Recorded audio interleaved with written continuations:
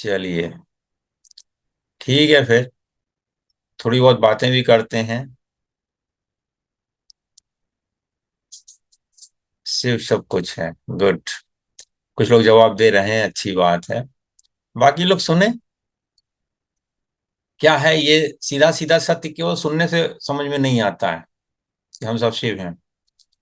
फिर मालूम पड़ा किसी ने कुछ कह दिया, कोई बात बुरी लग गई तो हम अपना शिवत्व भूल जाते हैं। भूख लगी, बहुत जोर की भूख लगी, खाना नहीं मिल रहा है तो हम अपना शिवत्व भूल जाते हैं। इसको अनुभव में कैसे जाने? और भगवान ने, या जो कहिए प्रकृति ने, हम सबको एक बुद्धि दी हुई है। उस बुद्धि का भी थोड़ा प्रयोग करें और ये जाने, समझ से भी जाने और अनुभव से भी जाने कि हम कौन हैं, वास्तव में हम कौन हैं, हम क्यों हैं। इसके लिए थोड़ा सा जो हमारे संसार में विभिन्न मत फैले हुए हैं उनको भी थोड़ा सा विचार कर लें। क्रिश्चियंस क्या मानते हैं, हिंदू क्या मानते हैं, बौद्ध क्या मानते हैं, सब सोचें। क्रिश्चियंस क्या मानते हैं?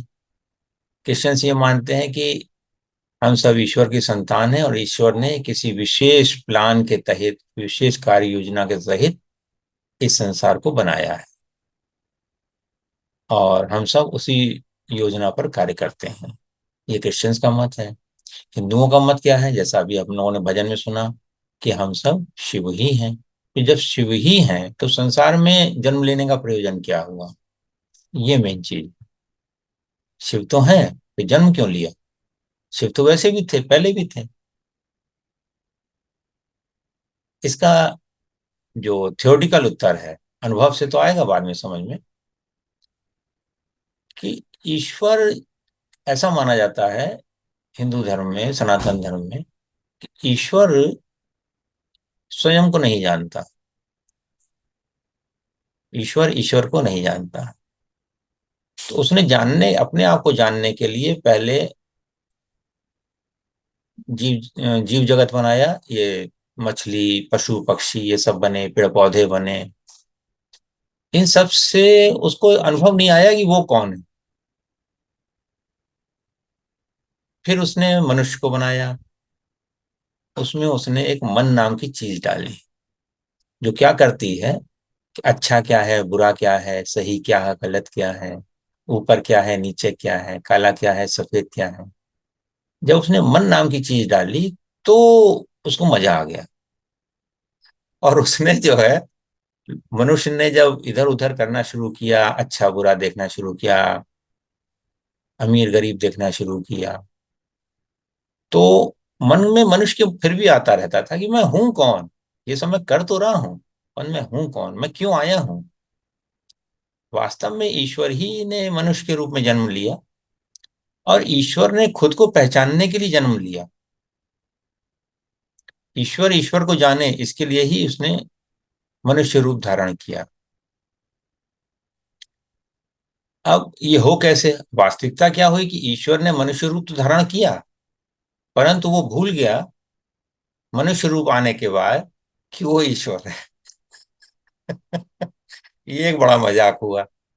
जैसे मान लीजिए आपने कभी घर बनवाया अपना, और घर बनवाने के बाद आप कहीं घूमने चले गए, और घूम करके जब आप अपने नगर में आए तो आप भूल गए कि आपके घर का पता क्या है। तो आप कैसे ढूंढोगे उसको? वही स्थिति आज मनुष्य की है।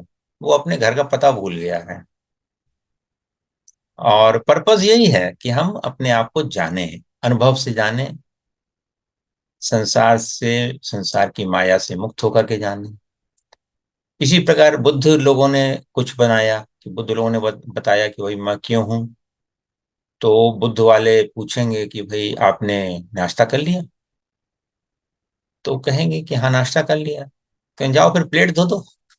ये बुद्धों का जवाब है कि भाई जो आ रहा है सामने काम करो, बस खत्म हुई बात। इसमें पचड़े में क्यों पड़ना है कि मैं क्यों हूं, मैं कहाँ हूं, मैं क्यों हूं। ये सब, ये बुद्धों का जवाब है। आपका जवाब क्या हो सकता है?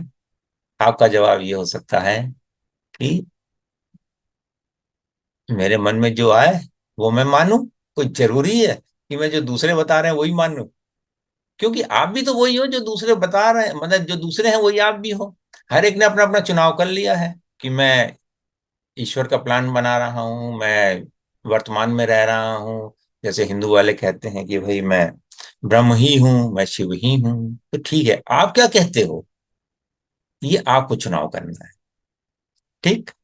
ये एक छोटा सा संदर्भ था जो आज का हम लोग ध्यान करने जा रहे हैं उसका। अब आप लोगों ने वीडियो तो वैसे ही बंद कर रखे हैं, आंखें और बंद कर लीजिए। अगर आंखें बंद नहीं करी हैं तो बंद कर लीजिए और सीधे होकर के बैठ जाएं और अपने आप को, अपने मन को थोड़ी सी हवा दें अलग दिशा में। अब तक जो आप सोचते थे कि मैं पति हूँ, पत्नी हूँ, पिता हूँ, पुत्र हूँ, स्त्री हूँ, पुरुष हूँ, क्या ये वास्तविकता है? क्या जब पैदा हुए थे, 1 साल के थे या 2 साल के थे या 3 साल के थे, जब आपको ये अकल आनी शुरू हुई कि मैं स्त्री हूँ, पुरुष हूँ, लड़का हूँ, लड़की हूँ, ये मेरे माता पिता हैं, ये मेरे चाचा चाची हैं, दादा दादी हैं, ये सब अकल आने के पहले आप कौन थे? आपको आभास है उसका? तब आप शुद्ध चैतन्य में ही रहते थे। धीरे धीरे मन ने आपके ऊपर बहुत सारी चीजें लाद दी, जैसे कि मैं लड़का हूं, मैं लड़की हूं, मैं अच्छा हूं, मैं अच्छा नहीं हूं, मैं पुत्र हूं, मैं अच्छा पुत्र हूं, मैं बुरा पुत्र हूं। इस तरह की बहुत सारी बातें हमारे ऊपर मन पे लाद दी गई हैं।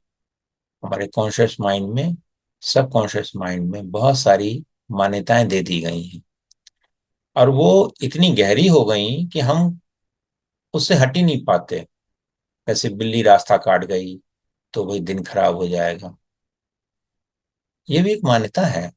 कभी आपने, बिल्ली ने रास्ता काट दिया हो तो आपने क्या उस दिन वो कार्य करके देखा?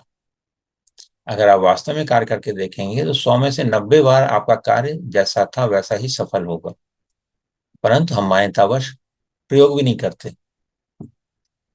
तो इस चीज को भी समझें कि मान्यताओं में हम क्यों उलझे हुए हैं, कितना उलझे हुए हैं।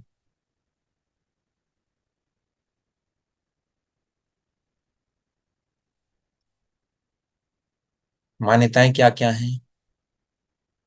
हमारी मान्यताएं हैं कि मैं शरीर हूं। अगर ये मान्यता को ही पकड़ें तो आप कौन सा शरीर हो? सोचो। जो 1 साल का था, या जो पैदा हुआ था, छोटा सा बच्चा था, या 10 साल का जो बच्चा था वो आप हो, या 20 साल का बच्चा आप हो, या 30 साल के बच्चे आप हो, या जो आज आपकी उम्र है वो आप हो। आप कौन हो? शरीर है तो वो कौन सा शरीर है? क्योंकि शरीर तो हर पल बदल रहा है, तो आप कौन हो? इस परिवर्तन को जानने वाला कौन है? जो शरीर बदल रहा है इसको किसने जाना? अभी आपने विचार किया कि मैं जान रहा हूं?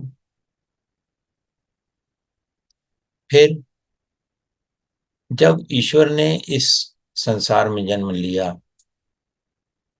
अलग अलग, फिर ये सवाल आता है कि इतने सारे शरीर क्यों बना है? एक ही शरीर से वो पता लग जाता है उसको तो।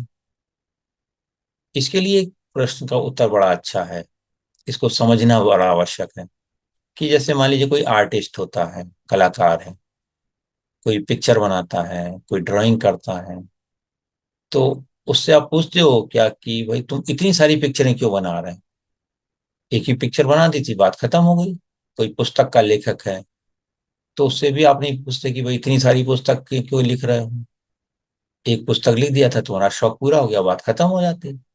ऐसा ही ईश्वर के साथ भी हुआ है कि उसको ही मजा आती है कि वो कृष्ण कुमार की बॉडी से जाने कि ईश्वर क्या कर रहा है, अनिल कुमार की बॉडी से जाने ईश्वर क्या कर रहा है, किरण की बॉडी से जाने ईश्वर क्या कर सकता है, उर्वशी की बॉडी से जाने कि ईश्वर क्या कर सकता है, महेश की बॉडी से जाने ईश्वर क्या कर सकता है। संसार में जितने लोग हैं, 700 800 करोड़ लोग हैं, वो हर हर शरीर से अपना अनुभव करना चाहता है ना? मजाक और मजेदार चीज। इसको समझिए। जब ईश्वर हर एक शरीर से यह अनुभव करना चाहता है कि वो कौन है, शरीर से ही नहीं, पेड़ पौधों से भी, जीव जंतुओं से भी, हर कण कण से वो अनुभव करना चाहता है कि वो कौन है। ये ही तो वरदान है ईश्वर का इस पूरी सृष्टि को, इस पूरी सृष्टि के लिए। और इसके साथ अगर हम एकाकार होते हैं पूरे ब्रह्मांड के साथ, आज जैसे हम समझ रहे हैं कि हम ये शरीर नहीं है, और तो मन तो है ही नहीं, क्यों, मन नहीं तो सभी क्रिएट किया हुआ है, तो मन कैसे हो सकते हैं। हाँ, अपन शरीर और मन के पीछे जो शक्ति है वो हम हैं, और वो शक्ति किसी भी पल हमसे दूर नहीं है। इसको एक उदाहरण से समझें कि एक रुई के टुकड़े को लीजिए, कल्पना करिए रुई का टुकड़ा, उसको पानी भरे जग में डाल दीजिए, पानी के लोटे में डाल दीजिए, तो आप देखेंगे कि पानी जो है रुई के टुकड़े के चारों ओर भी है और उसके अंदर भी है, रुई में भी पानी है और रुई के बाहर भी पानी है। यह धारणा समझ में आ गई। अब आप अपने आप को भी इसी तरह से अनुभव करो कि ईश्वर आपके अंदर बाहर सब तरफ व्याप्त है। आपका शरीर तो रुई की तरह है, चारों ओर कण कण में ईश्वर है, आपके अंदर भी ईश्वर ही है, हर हर कोशिका में ईश्वर का अस्तित्व है। ईश्वर की खूबी यही है कि वह सबसे छोटा भी है और सबसे बड़ा भी है।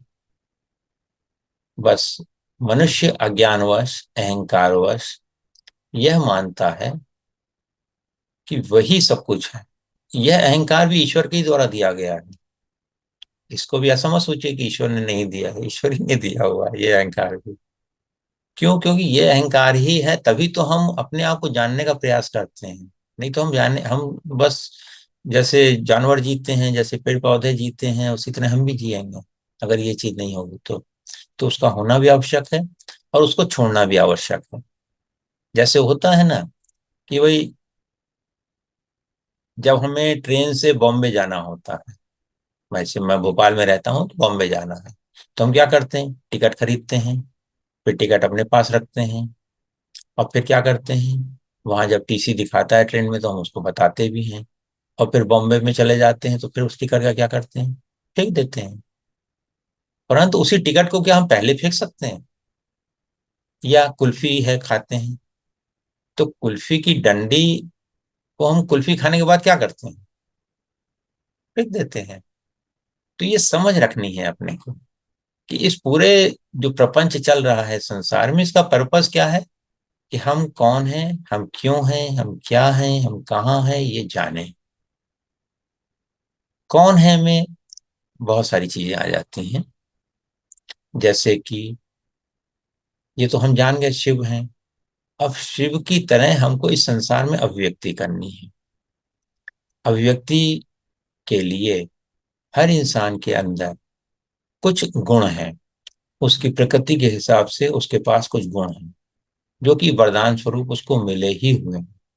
उन गुणों को जानना, उनके ऊपर काम करना और उनसे उच्चतम अभिव्यक्ति करना, यह हर इंसान का लक्ष्य है, परम लक्ष्य है, कि हम अपने गुणों को जानें और अपने दुर्गुणों को भी जानें।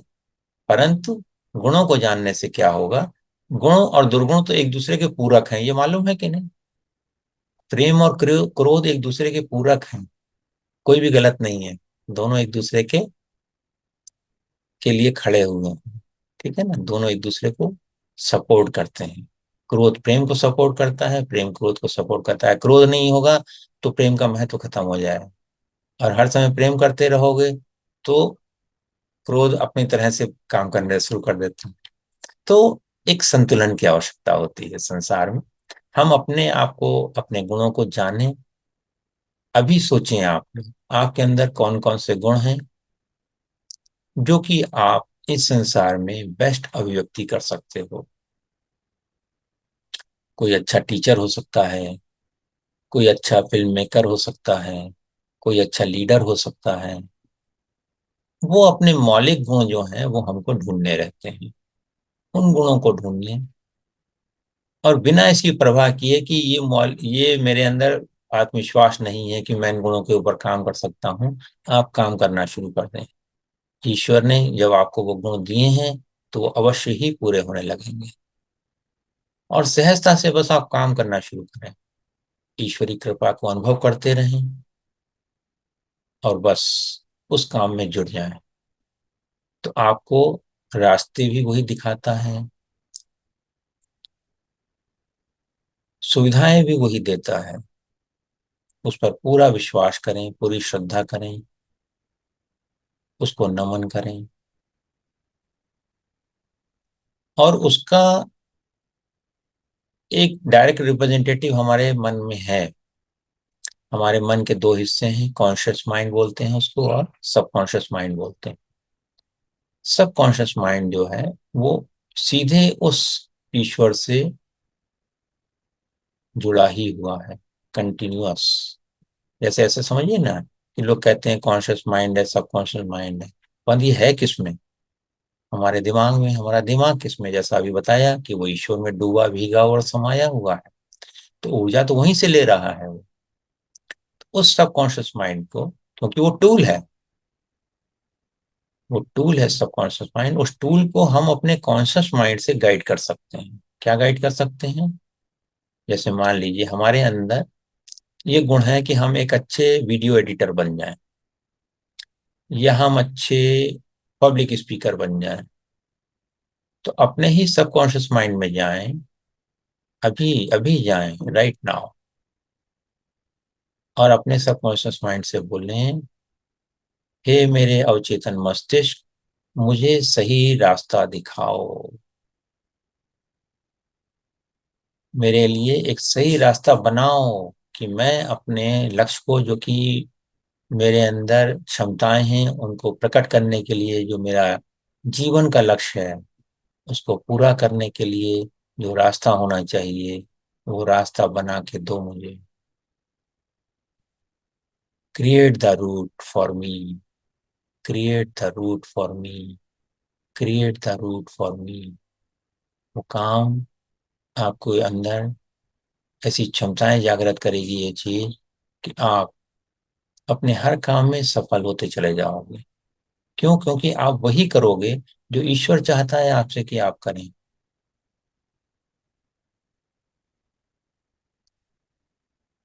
पूरे आनंद के साथ अनुभव करते रहें, अपने सबकॉन्शियस माइंड को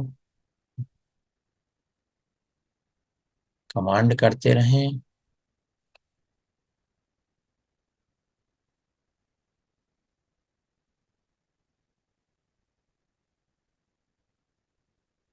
command your subconscious mind, create the route of my success. Confuse नहीं होना है, बस आप क्रिएट द रूट बोल दीजिए। जो भी फिर चीजें आपके मन में आती हैं, जैसे इस समय मुश्किल है आना क्योंकि इस समय आपका मन एकदम शांत हो चुका है। आप क्योंकि इस समय डायरेक्ट अपने ईश्वर से जुड़े हुए हो, आनंद में ही हो आप। आनंद में रहते हुए आप अपने लक्ष्य को प्राप्त करें, जो संसारिक लक्ष्य है। जो संसारिक लक्ष्य होता है वो अलग होता है, और जो जीवन का लक्ष्य होता है वो अलग होता है। यह जानना ही इस ध्यान का उद्देश्य है। सांसारिक लक्ष्य तो हम पूरा करते ही हैं, परंतु वो भी ईश्वर की शक्ति से ही पूरा करते हैं।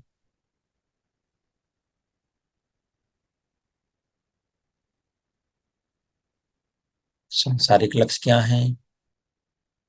धन कमाना, रिश्ते कमाना, नाम कमाना, प्रतिष्ठा कमाना, सफल होना, ये सब सांसारिक लक्ष्य हैं।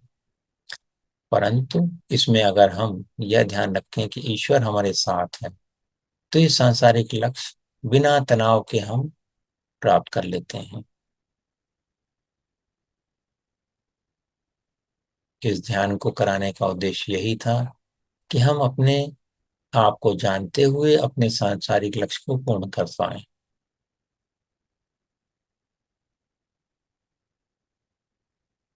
और सबसे बड़ी बात यह है कि हम लोग ये मानते हैं कि जब लक्ष्य मिल जाएगा तब खुश होंगे। वास्तविकता यह है कि जब आप खुश खुश हो करके कार्य करते हैं तो लक्ष्य जल्दी मिलता है। खुशी से रास्ता तय करें। जब लक्ष्य मिल जाएगा तब खुश होंगे इसका इंतजार नहीं करना है। अभी इसी पल खुश हो जाएं। रास्ता सामने ही है, मंजिल सामने ही है, कोई मंजिल दूर नहीं है। आपका जो भी सांसारिक लक्ष्य है, आपको अच्छे पब्लिक मोटिवेशनल स्पीकर बनना है, अच्छा वीडियो मेकर बनना है, अच्छी पब्लिक फिगर बनना है, जो भी आपको बनना है, उसके लिए अपने सबकॉन्शियस माइंड को बोलें, प्लीज क्रिएट द रूट।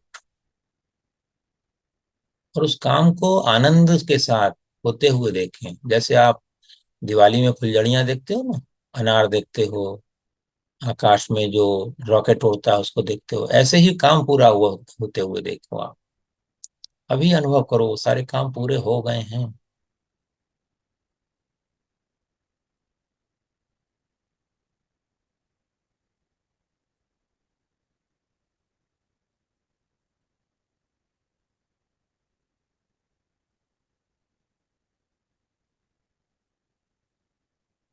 मैं के साथ आप जो भी चीज जोड़ देते हो वो सत्य हो जाती है।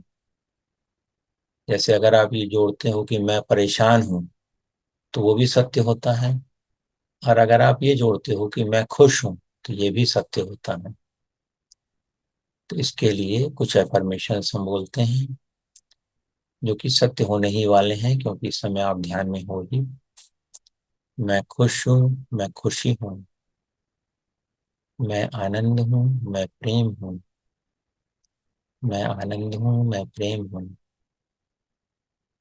मैं साहस हूँ, मैं आत्मविश्वासी हूँ, मैं साहस हूँ, मैं आत्मविश्वासी हूँ, मैं पूर्ण हूँ, मैं समर्थ हूँ, मैं पूर्ण हूँ, मैं समर्थ हूँ, मैं सदा सकारात्मक सोच रखता हूँ, मैं सदा सकारात्मक सोच रखता हूँ, मैं जो भी चाहता हूँ वह पूरा हो जाता है, मैं जो भी चाहता हूँ वह प्राप्त कर लेता हूँ, मैं जो भी चाहता हूँ वह प्राप्त कर लेता हूँ,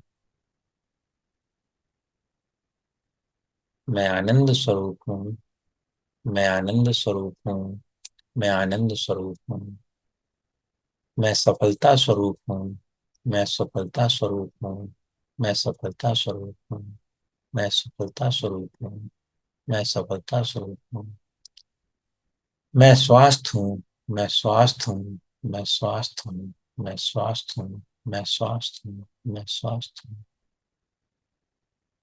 मैं सबसे प्रेम करता हूँ, सब मुझसे प्रेम करते हैं, मैं सबसे प्रेम करता हूँ, सब मुझसे प्रेम करते हैं, मैं सबसे प्रेम करता हूँ, सब मुझसे प्रेम करते हैं। उतर जाने दें अपने मन के अंदर। अब संसार के लिए कुछ एफर्मेशंस। संसार में आपके रिश्ते रहते हैं, आपके माता पिता हैं, परिजन हैं, मित्र हैं, उन सबको एक साथ विजुलाइज कर लीजिए और उन सब के लिए बोलिए, I am sorry, please forgive me, I love you, thank you. I am sorry, please forgive me, I love you, thank you. I am sorry, please forgive me, I love you, thank you. I am sorry, please forgive me, I love you, thank you. I am sorry, please forgive me, I love you, thank you. I am sorry, please forgive me, I love you, thank you. जो भी आपके अंदर इस समय शांति है उसको जाने। जो भी आपके अनुभव हैं शरीर और शरीर से परे के अनुभव, उसको भी जाने। अपनी श्वास आती हुई और जाती हुई जानते रहें।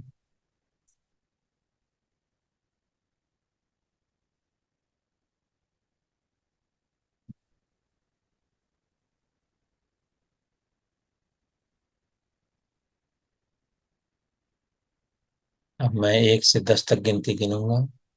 10 की गिनती पर आप आंख खोलेंगे। जब आप आंख खोलेंगे, अपने आप को आनंद, प्रेम और शांति के साथ, पूर्ण साहस और सजगता के साथ पाएंगे।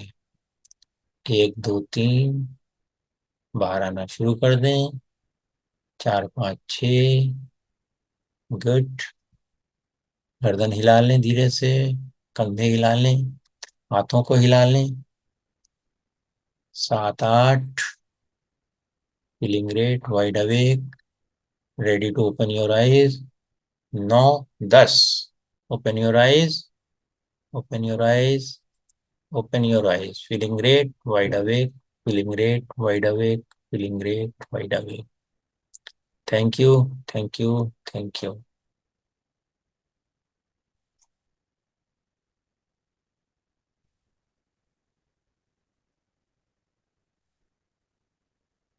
हाँ जी, अनम्यूट करें अपने आप को, वीडियो खोलें अपना, शेयर करें क्या लगा आप लोगों को। कोई सवाल हो तो वो भी पूछें। बहुत अच्छा लगा सर। Thank you. बहुत शानदार, मन को शांति मिल रही है। मन को शांति मन की शांति सबसे जरूरी है, क्योंकि जब शांति में रह के काम करते हैं तो काम भी बेस्ट होता है। जी। अभी हमें काम का लोड बहुत ज्यादा है, क्या लेकिन चीज? काम का लोड हमें बहुत ज्यादा है अभी। हाँ। बट ये जो अफर्मेशंस को करने से आपने जो चीजों को रियलाइज कराया, हम्म। उससे ऐसा फील हो रहा, मतलब कि थोड़ा सा एक माइंड को जो प्रेशर